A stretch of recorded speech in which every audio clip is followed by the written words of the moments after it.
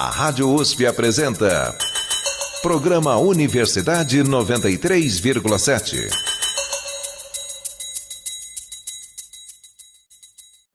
Criada no início do século XX, a psicanálise é uma das formas mais poderosas de compreensão da mente humana.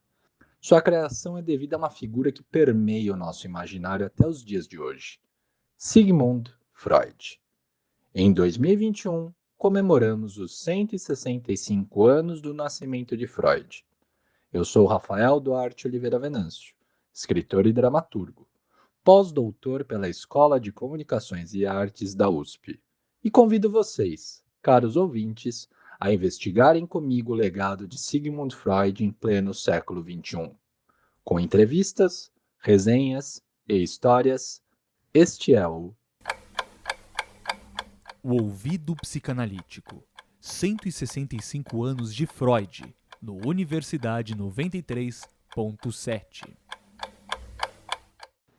Neste segundo programa do Ouvido Psicanalítico, você, ouvinte da Rádio USP, deve estar se perguntando: mas por que o Rafael está falando sobre essas coisas?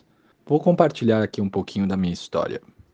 Eu me interessei por psicanálise quando, entre os livros da minha mãe, encontrei um chamado Freud, Pensador da Cultura, de Renato Mezan. Estou com a cópia aqui em mãos. Vou ler para vocês o que está na capa. Publicado em 1985, o livro de Renato Mezan tornou-se referência indispensável a todos que se possam interessar por Freud e psicanálise. O leitor acompanha a gênese das ideias freudianas sobre cultura e as vê colocadas no contexto de Viena na virada do século. Ao mesmo tempo, Mezan as situa no panorama complexo e cambiante da teoria psicanalítica. Para ele, a análise da cultura não é passatempo de eruditos, nem psicanálise aplicada, mas fonte da própria construção conceitual.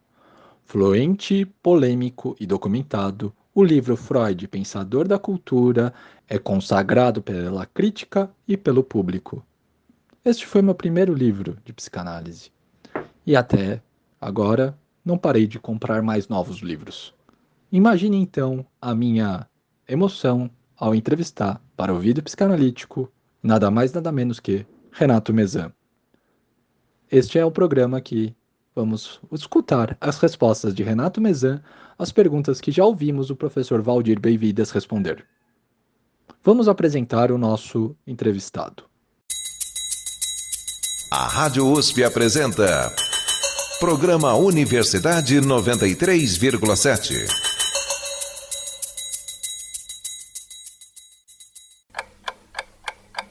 O Ouvido Psicanalítico. 165 anos de Freud, no Universidade 93,7. Renato Mezan concluiu o doutorado no Departamento de Filosofia da Faculdade de Filosofia e Letras da Universidade de São Paulo em 1981. Atualmente é professor titular da Pontifícia Universidade Católica de São Paulo, a PUC-SP. Publicou 66 artigos em periódicos especializados. Escreveu 16 livros, sendo 3 deles publicados na França. Publicou 65 capítulos de livros, deu 169 conferências ou palestras, apresentou 71 comunicações e trabalhos em congressos e simpósios. Escreveu 24 prefácios e pós-fácios para livros de colegas e realizou uma tradução de livro e 10 traduções de artigos científicos. Em 2015, recebeu o Prêmio Jabuti pelo seu livro O Tronco e os Ramos, Estudo de História da Psicanálise, na categoria Psicologia, Psicanálise e Comportamento. Orientou 85 dissertações de mestrado, 43 doutorados, 2 iniciações científicas e 6 pós-doutorados. Atua na área da psicologia com ênfase em tratamento e prevenção psicológica. Em seu currículo Lattes, os termos mais frequentes na contextualização da produção científica, tecnológica e artística cultural são psicanálise, psicanálise aplicada, teoria psicanalítica, Freud, epistemologia e clínica psicanalítica. Vamos então agora ouvir as 2 primeiras respostas do professor Renato Mezan. O Ouvido Psicanalítico. 165 anos de Freud, no Universidade 93,7. A primeira pergunta foi sobre a importância do legado de Sigmund Freud hoje. Boa tarde, Rafael. Eu vou procurar então responder as perguntas que você enviou no seu e-mail conforme nós conversamos, tá bem? A primeira delas é: Freud nasceu no século XIX e inaugurou o século XX com a psicanálise. Qual está sendo a importância dele para o atual século? A resposta seria a seguinte, né? A importância de Freud para o século XXI está no que ele descobriu e na maneira como ele descreveu aquilo que descobriu, né? O que ele descobriu o funcionamento psíquico do ser humano, né, seja do seu tempo, seja de qualquer outro, por meio da categoria de inconsciente, que ele modificou em relação àquilo que já era conhecido no seu tempo, especialmente através do romantismo alemão, né, que havia feito grande uso da noção de inconsciente nas suas considerações sobre a subjetividade humana, né, dando a ideia de que nós, de alguma maneira, somos impulsionados por fatores psíquicos, emocionais que nós desconhecemos, que eles chamavam de paixões, né?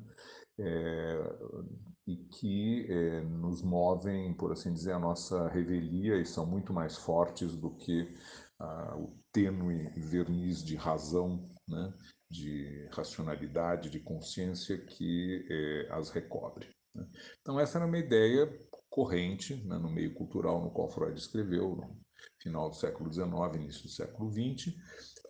O que o Freud faz, né, é ir além desse aspecto descritivo e conceber o inconsciente como um sistema de representações, de imagens, de traços deixados pelas nossas vivências, né, precoces ou outras, de infância ou atuais, né?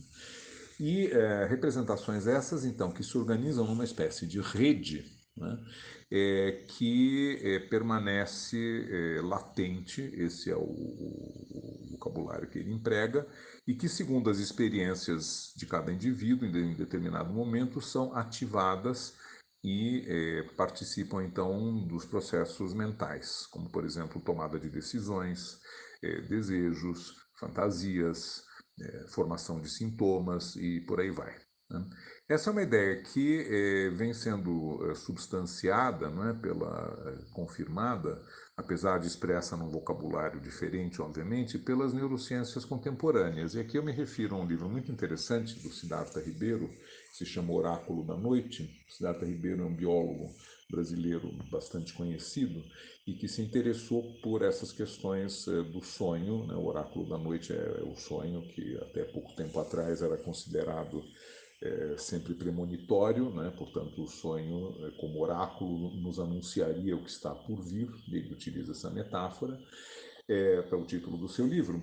E no decorrer do livro, ele comenta sobre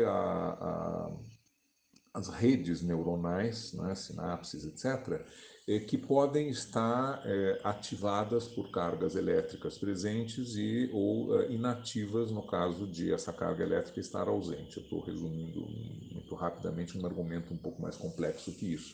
Quem tiver interesse pode se dirigir à obra original, onde o autor explica isso muito melhor do que eu sou capaz de fazer, né?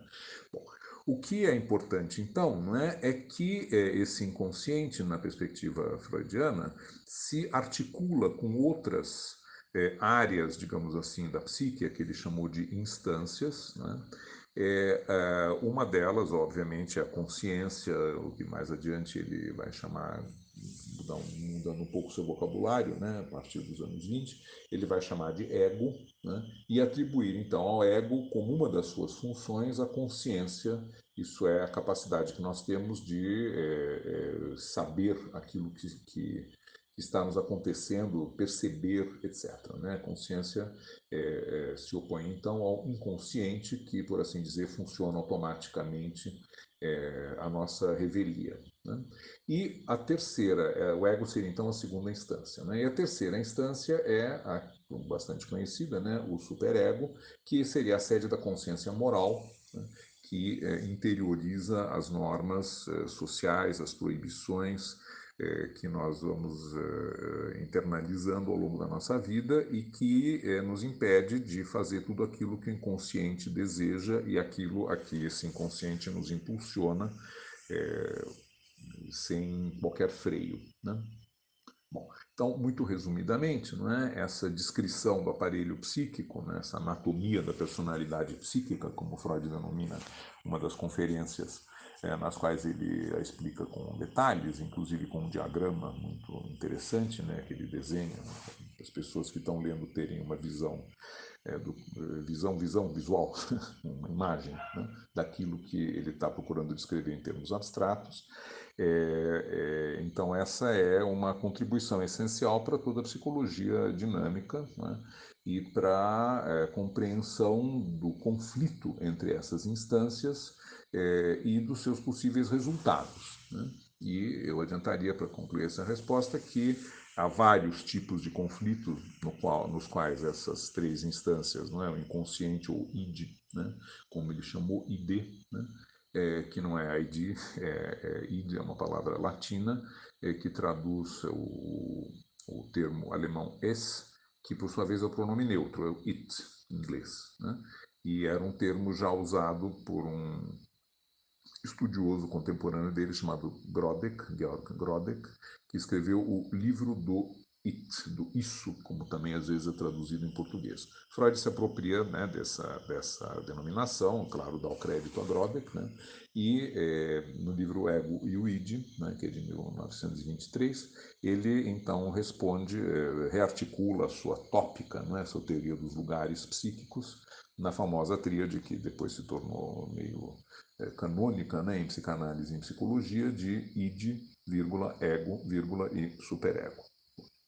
As diferentes soluções para esses conflitos, com mais alguns ingredientes que não vêm agora ao caso, determinam, segundo a psicanálise, os vários tipos de adoecimento psíquico, neuroses, psicoses, perversões e por aí vai, né? Então, essa é a resposta à primeira pergunta. A Rádio USP apresenta Programa Universidade 93,7.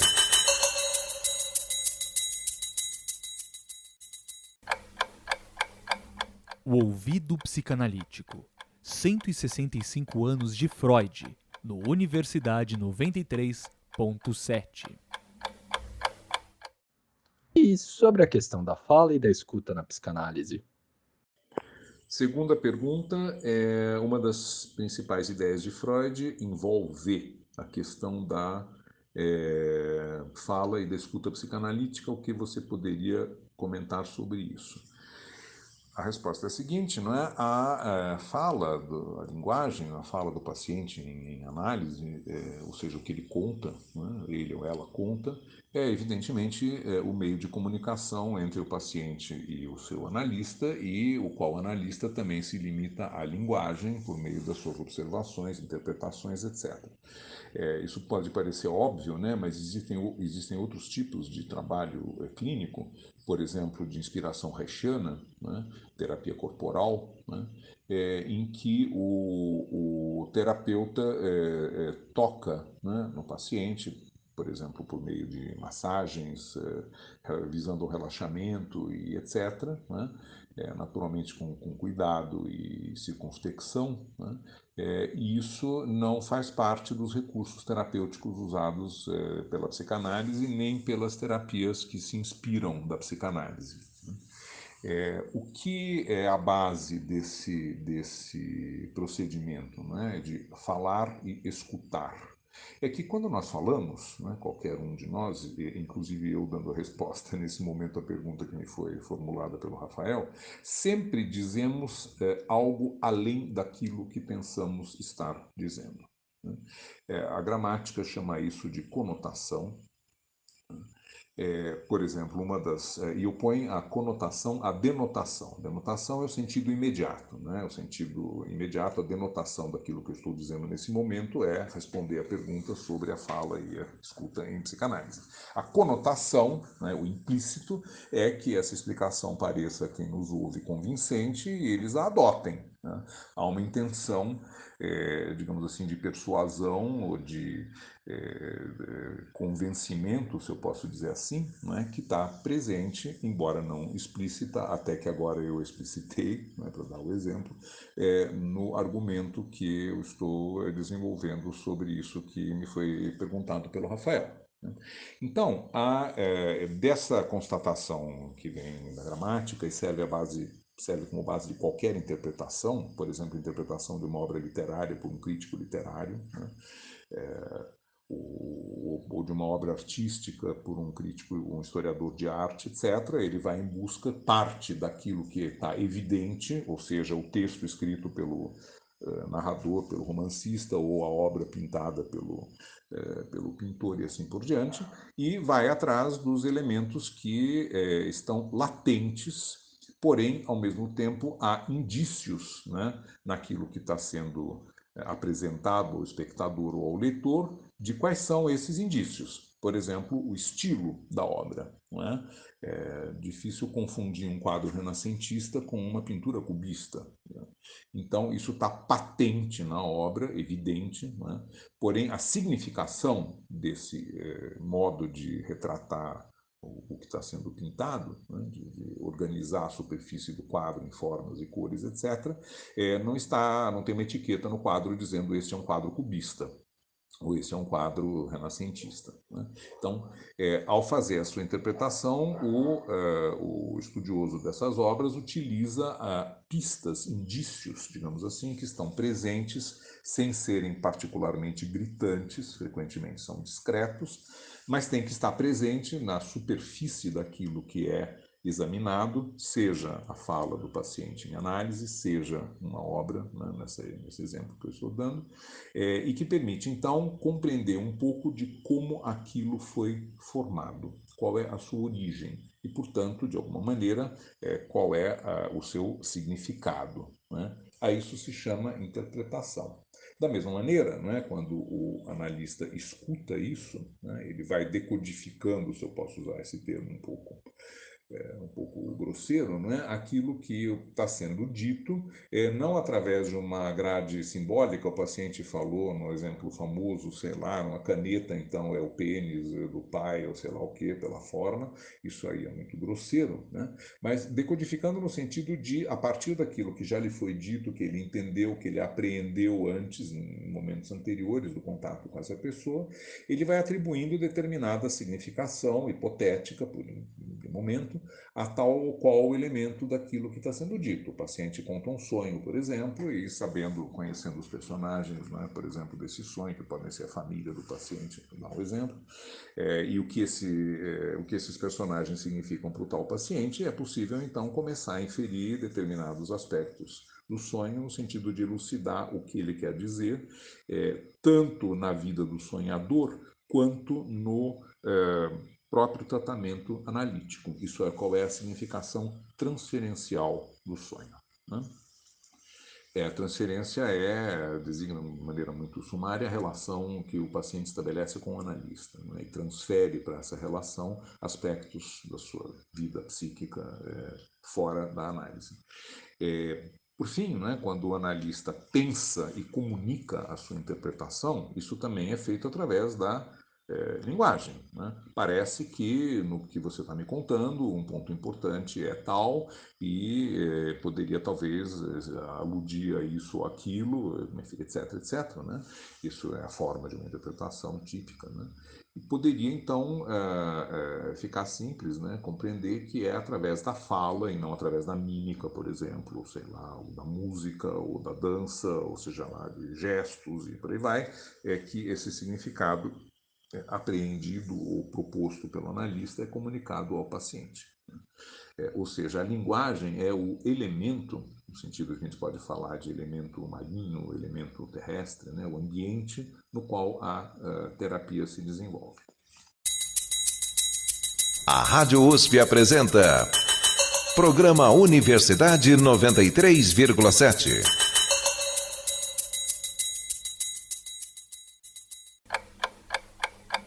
O ouvido psicanalítico. 165 anos de Freud, no Universidade 93,7. Estas foram as 2 primeiras perguntas ao professor Renato Mezan. As nossas próximas 2 perguntas serão respondidas no próximo programa. Agora, para encerrar este programa na Universidade 93.7, esse nosso programa O Ouvido Psicanalítico no 93.7, eu gostaria de compartilhar um dos trechos que mais me marcou quando eu li a obra do professor Renato Mezan, Freud, o Pensador da Cultura. Eu tenho aqui, como eu mencionei no começo do programa, é a mesma edição que minha mãe me deu, o Freud, Pensador da Cultura dela, agora é meu. E é muito bacana, ele é de 1997, essa reimpressão, eu tinha 10 anos, e eu tenho ele em mãos. Eu queria ler uma citação que está na página 605 do livro. É uma página onde é uma análise tanto do artigo de Monique Schneider, A Realidade e a Resistência ao Imaginário, publicado na revista Topic, número 15 de 1977, como também um texto que eu adoro e falaremos mais em breve, O Poeta e a Fantasia.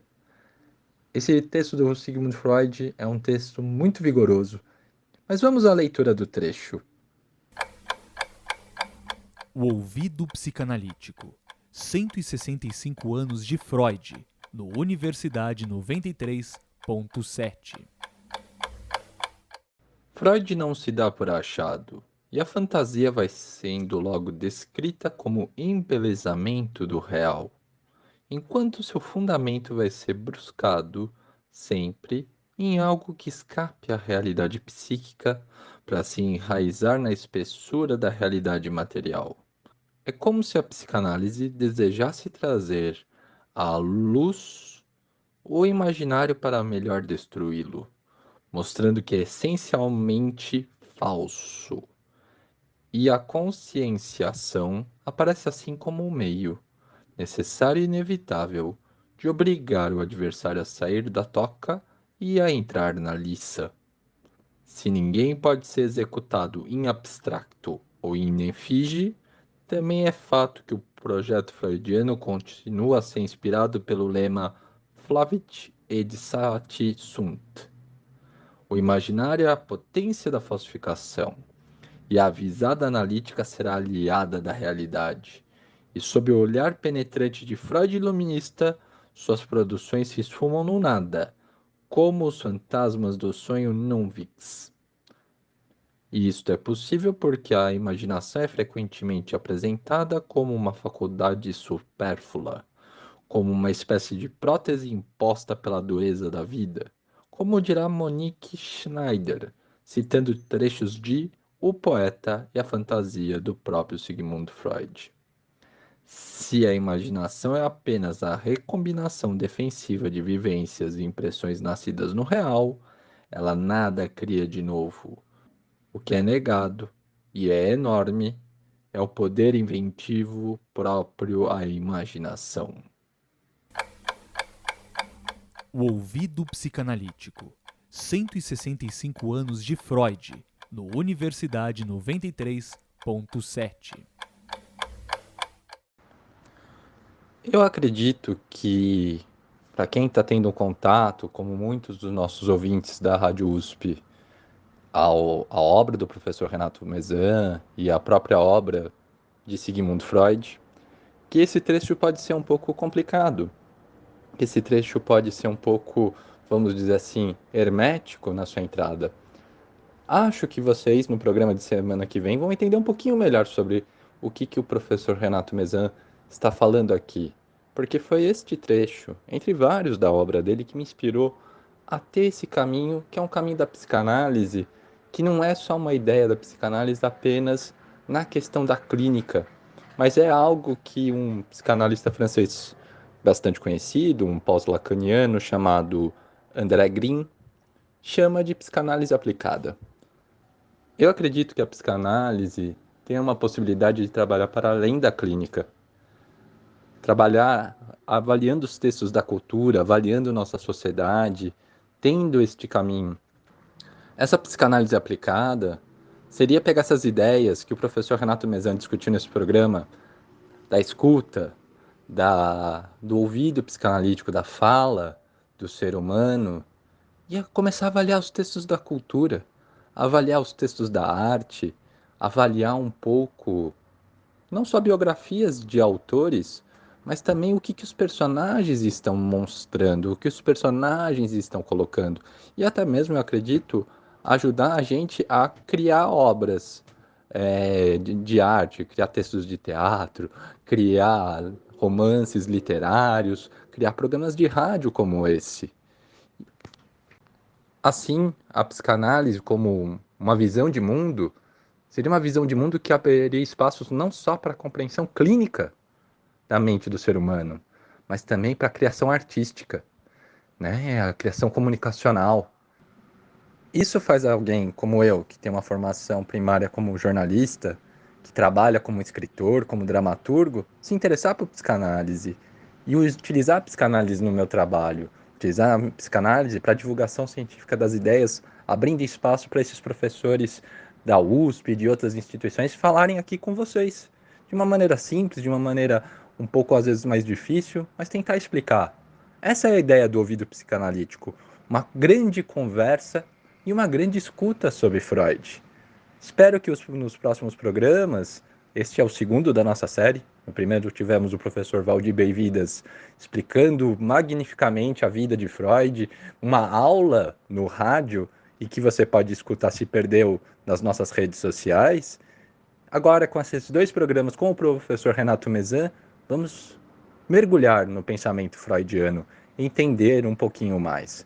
Hoje, falamos a primeira parte deste programa, né? Foi as duas primeiras perguntas ao professor Renato Mezan, que graças ao livro dele, quando eu era adolescente, eu me interessei por psicanálise e comecei a pensar numa forma de unir, aproveitar todo esse conhecimento, igual eu falei do André Green, da psicanálise aplicada, de pensar um pouco como ser um comunicador e ser também um pouco psicanalista.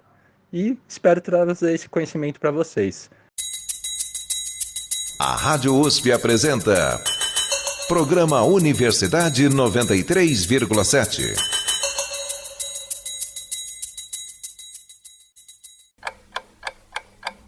O ouvido psicanalítico. 165 anos de Freud, no Universidade 93,7. Semana que vem, no nosso terceiro programa, as duas outras perguntas ao professor Renato Mezan. É isso, eu sou Rafael Duarte Oliveira Venâncio e esse foi o Ouvido Psicanalítico. 165 anos de Freud, aqui na Universidade 93.7, programa da Rádio USP FM. Muito obrigado e uma boa semana para vocês. O ouvido psicanalítico. 165 anos de Freud, no Universidade 93.7. Este foi mais um Ouvido Psicanalítico. 165 anos de Sigmund Freud, aqui na Universidade 93.7. Produção, texto, entrevistas e locução de Rafael Duarte Oliveira Venâncio. Vinheta título por Vitor Garbosa. Este é um programa produzido pelo Walter Jor, Grupo de Estudos em Jornalismo Popular e Alternativo da ECA USP. Coordenação Geral da Universidade 93.7, Professor Dr. Luciano Vitor Barros Maluli. A Rádio USP apresentou Programa Universidade 93,7.